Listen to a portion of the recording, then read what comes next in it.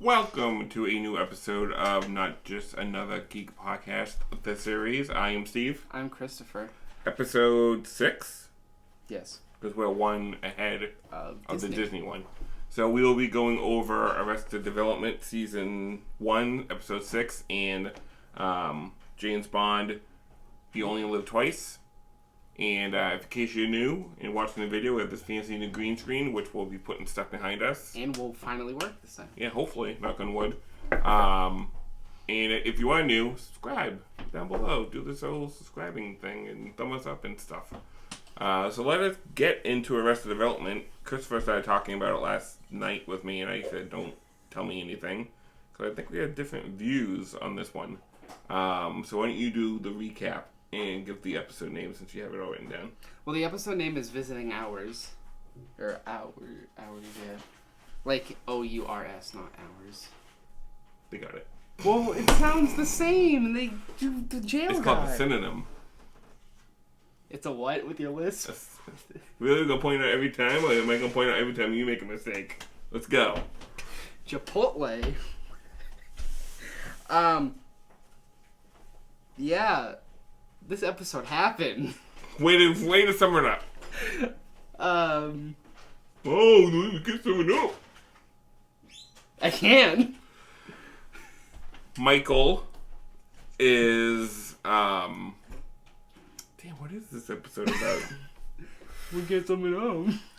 Well, it's about them breaking in to get permits, so the backers. Oh, yeah. The business. So the backers don't back out of the development. Yeah. And they have to hire Job as the one that's supposed to go in to do the permits, but he gets George Michael to do it, and then there's a subplot of what's her name? Sister. Why can't I think of anybody's name today? Lindsay. Thank you, Lindsay. Lohan? And her being so selfish that she doesn't do anything just for the good of things. She does it for herself and make her look good. There's also another plot with everybody trying to get the car from the father's car because they're not ever supposed to drive. And there's a pretty funny clip of Michael in the car with a cone, and they go over a bump, and it's really funny. But everybody leaves their stuff in there. Like there's a Triceratops. There's a bone, like a dinosaur bones, and then Lindsay's doing her fingernails and that Nail polish, and then magic trick. the nail polish goes over the dashboard, like she goes over the bump, and then Job is doing magic to impress a girl, and he sets the car on fire a little bit. So by the time Michael gets into the car, it looks like a murder scene basically. Which we'll play in later.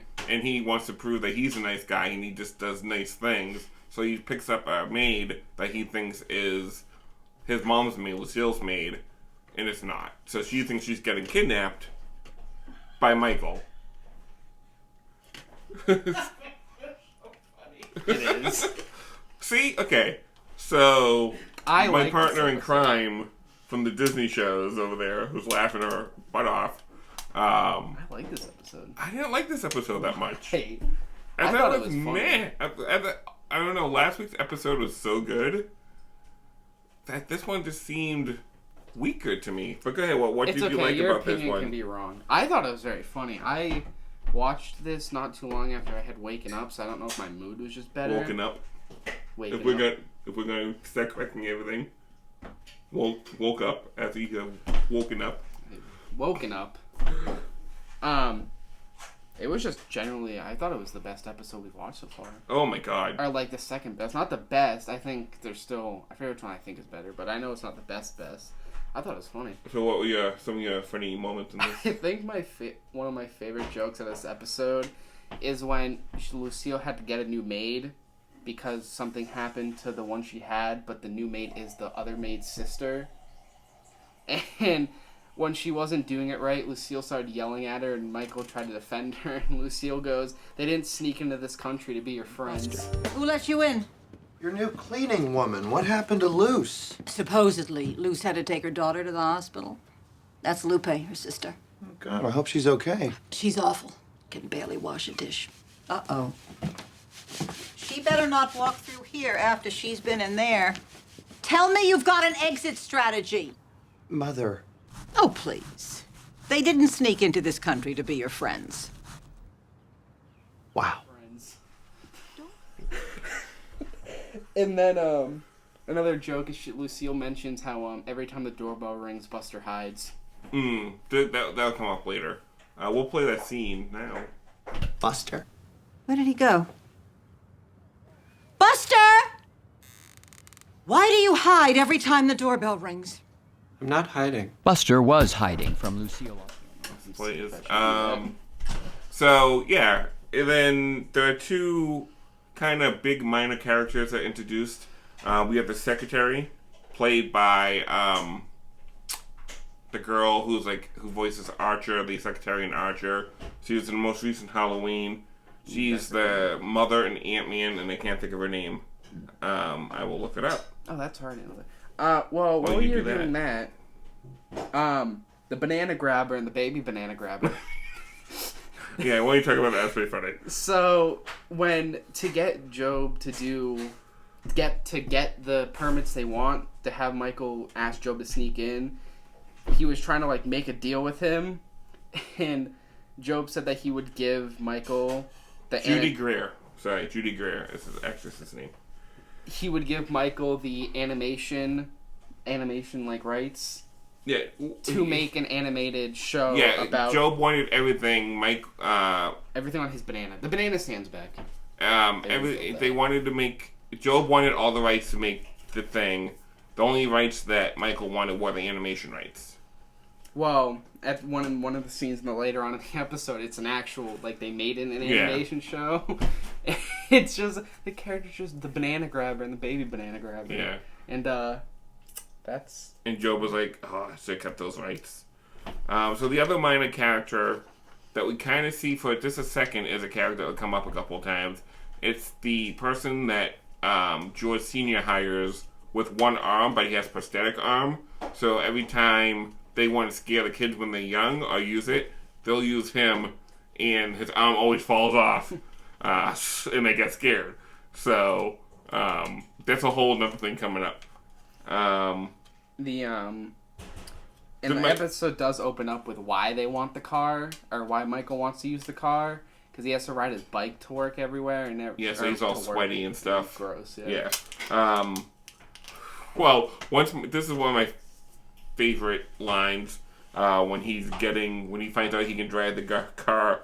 He goes, "Well, I'm getting some ice cream. I can tell you that right now." Oh yeah, because he wouldn't let me use it. And then also another little funny bit was the whistle of Job's tooth after he bites a candy apple. He bit into a candy apple because he said double dip it or whatever, because Michael wouldn't give him a free banana at the banana stand. Well, it wasn't because of that. It was because he wanted everything on the banana and plus it be free. Yeah, but he also said he wouldn't give it to him just because of that. So, I like this episode. Yeah, I gave it a 4.5. It's fine. I gave it a 2.5. It's a fine episode. It's not great, but it's not my favorite episode. There's much better episodes coming up. I think that's why. Stop playing with things. Sorry. That's why. I don't know. It's just very mediocre episode to me. I guess when you guys were talking about it, I laughed a little bit, but I don't know. I think it's... I've also been in a mood this week, Your opinion is also very different depending on if you watched it before or not, because I haven't watched that's true too. So you've seen them and you know which episodes are coming up and which are better. I haven't. So right now, with the ones we've watched, I prefer this. It's still a fine episode. It's not, still good. I think it's the weakest of so far, but it's not the weakest episode of Arrested Development. Is the best. It's put up against the best episode of Friends any day in my book. Friends is not a good show. If you like Friends, you don't have taste. That's not true. Well, that's not true, but...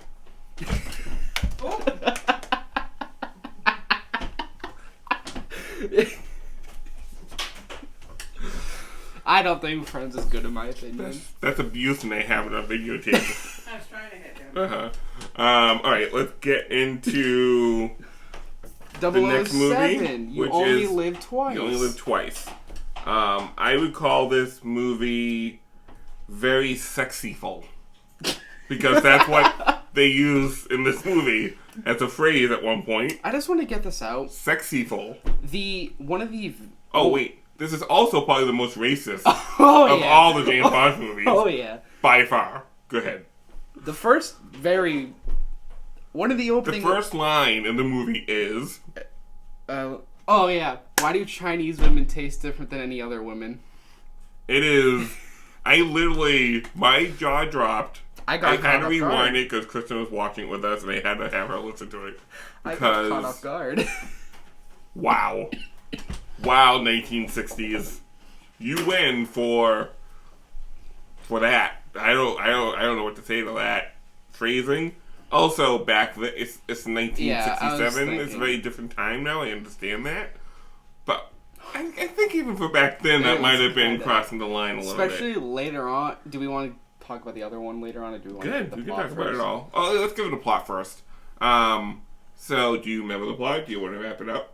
I can summarize the best I can remember because we watched last night, so it should be better than normal. Okay, good. It's basically the Spectre is launching a ship into space that's stealing other capsules. To take them prisoner. Well, right. Ultimately, to cause the USSR and USA to start a war. They wanted to think that Russia and the Japanese are doing that. No, they want to think Russia's just doing it, and so they can start another World War III. I think they said. Yeah, they want to start a war between USA and Russia. Jupiter 16, audio received. Come in, please. Over. Jupiter 16, this is Kickdown. Hawaii to Jupiter 16, audio received. Over, please. Hawaii to Jupiter 16, audio received. Jupiter 16.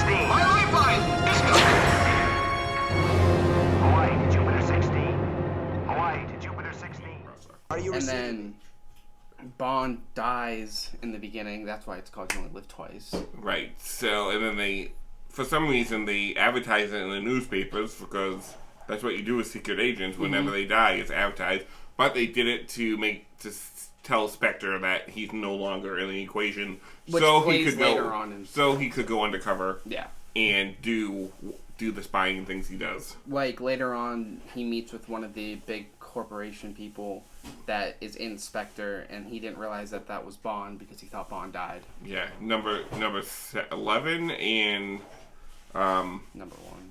No. Well, he wasn't there, but number 1 was in this movie. We find out who number 1. Well, we see him. For the first time. What did you think of that? I thought it was cool. I remember. I don't know. I think. Obviously, this is Austin Powers took from this because that's what he looks like. But I think I had a feeling that was what he was going to look like because I've seen the Austin Powers version. Yeah. It looked a lot better than I thought it would because his eye actually looked messed up. Yeah. Mr. Osato is the other Spectre agent in charge of the company. So then basically he gets... I don't know how to explain it.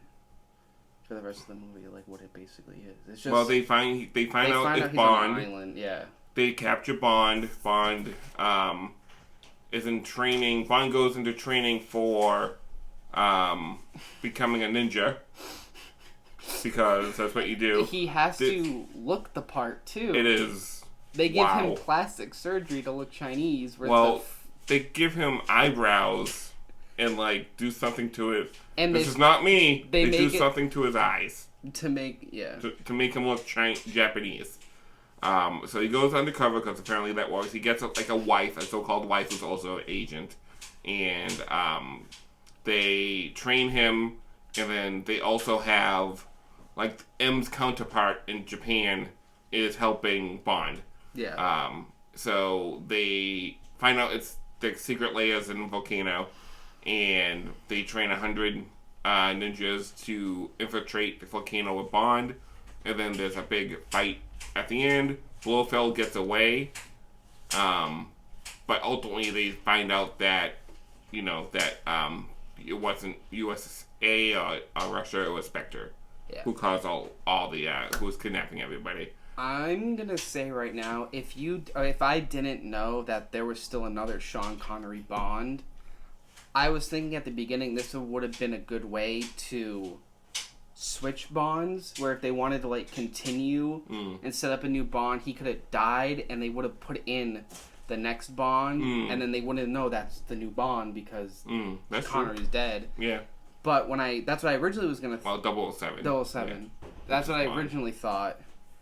But because when I looked at the list of the movies, the next one was like you said, it's not connected, but it's connected. So this Ryan from the poorly titled podcast for lack of a better title that's not a music podcast, but really is, I guess, kind of. He said they weren't connected, but I think he's full of shit.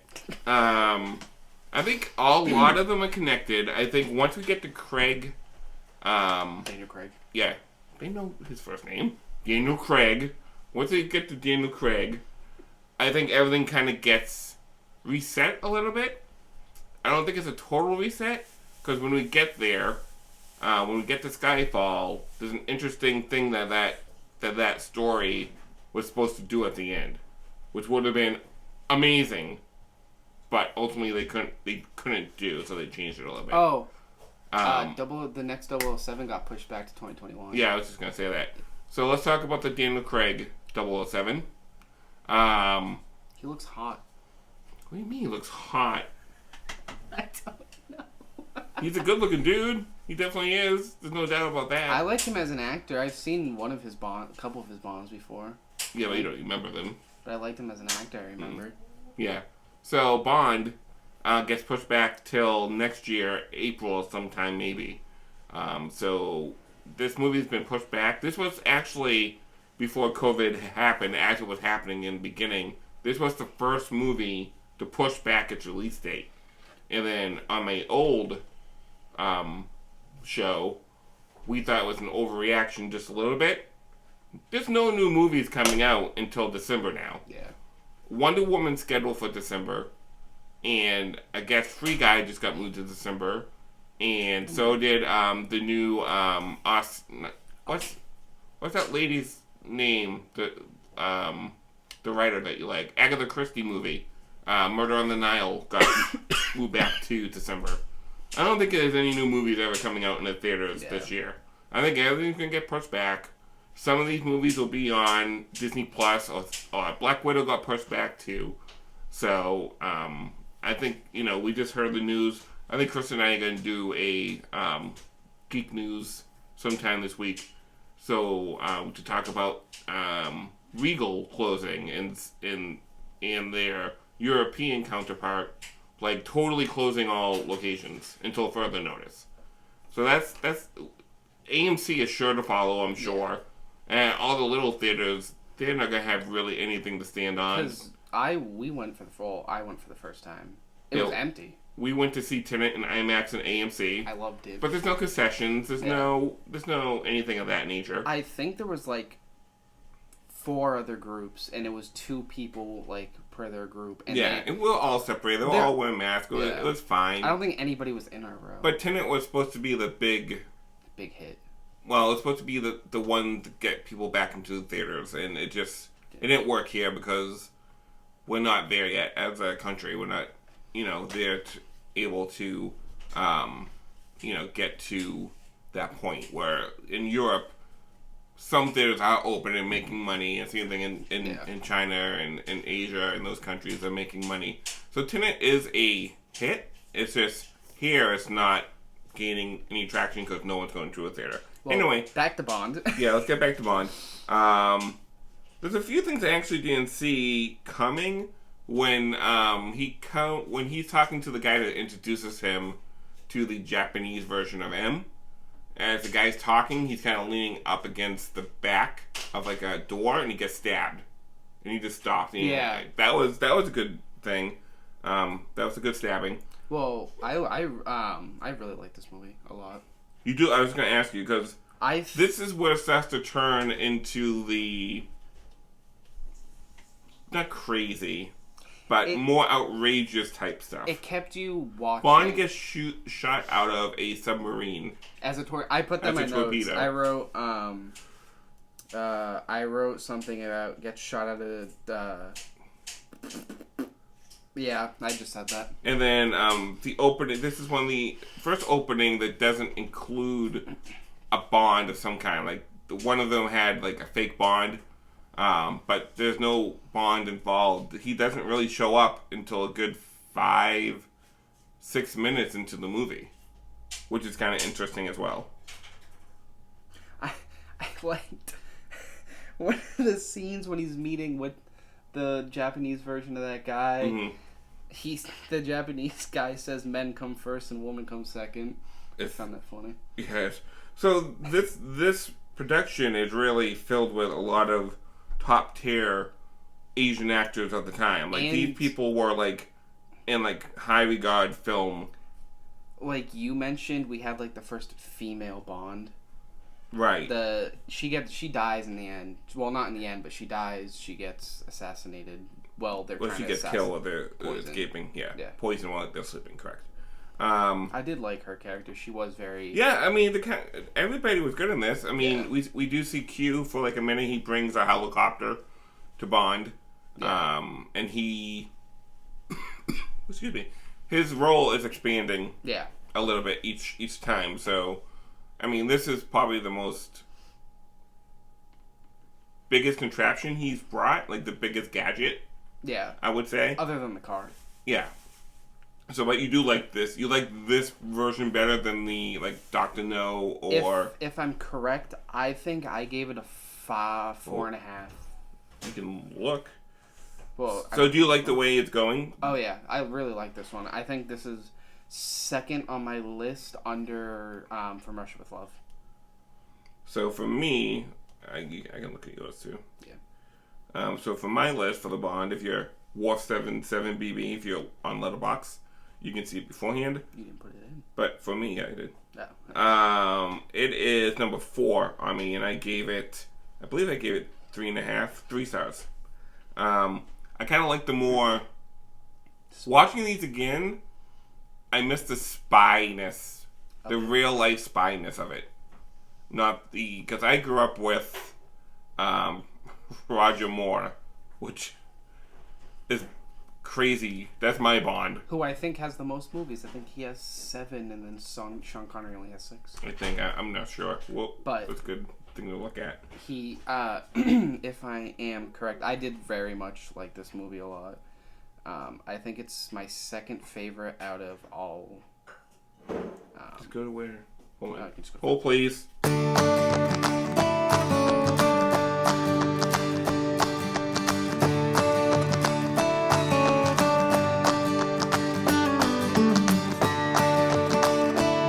Alright, go back. So go ahead. I have my list is From Russia with Love, You Only Live Twice, and then Goldfinger. And I did give it I gave it 3 stars. I wanted to give it 4. I gave 4 because I really like this one. I don't know why I put 3 for that, but because that was yours, not mine. Oh. So you change it back. I'll change it back. So it's your second favorite. Yeah. Okay. I still think From Russia with Love is the best one so far because it was a good combination of spy and action for that one. But this is getting these are getting there for me to pass that. But. Yeah. So it'll be interesting. Next one on the list. On Her Majesty's Secret Service, which has a different actor for Bond. Yeah, and then we will George Leatherby, I think his name is. I don't know, but I'm excited. So we have him. I think this is the only one he does. It is the only one he does, yes. There's this with him, and then after this one is the last Sean Connery one. Well, last official one. Sean Connery one. Yeah. I'm just trying to bring up. Probably near the bottom. Of the cast. George Lazenby. I was right, George Lazenby. We will also do. So Hulu. He's a butt chin. Hulu has a awesome documentary about George Lazenby. Is that the next one? we will also watch that. Okay. And we will discuss that as well. The documentary is called Becoming Bond. I would highly suggest watching it. It's really... You've watched it, right? Yeah, it's really, really well done and great. I love the documentary. So, look for that on Hulu. So far, the Bonds have been good to great. Coming to it's been a while since I've seen Her Majesty's Secret Service. So we'll watch that, and we'll watch the other documentary, and we'll watch episode 7 of Arrested, and we'll be back in 2 weeks. Bye-bye.